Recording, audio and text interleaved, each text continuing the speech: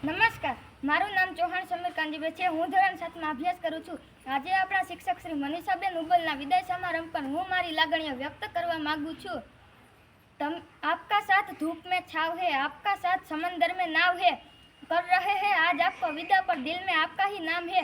મારા શિક્ષકે મને જીવન અને ભણતરનું ઘણું શીખવ્યું છે. જ્યારે પણ મને કંઈક ના આવડે તો હું પૂછવા જતો અને મારા શિક્ષક મને સારી રીતે સમજાવતા. આવા શિક્ષકને અમે ભૂલી શકીએ? મનીષા ટીચર જે શાળાએ જઈ રહે ખુશ રહે, સારા શિક્ષક મિત્રો મળે એવું માગું છું. મેં મારા શિક્ષક વિશે એક શાયરી બોલી છે, સાંભળજો.